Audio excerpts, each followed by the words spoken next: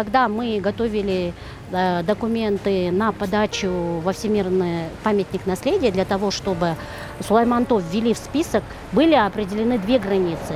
Были определены границы охранной зоны и были определены границы буферной зоны.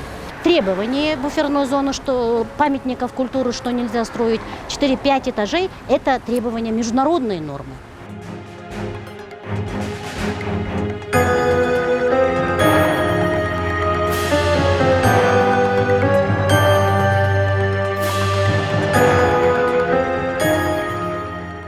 Бүгүнкү күндө бардык тиешелүү документтер бул аталган курулуш фирмасында жок. Шайлак беренесинин алкагында иликтөө иштери жүрүп жатат.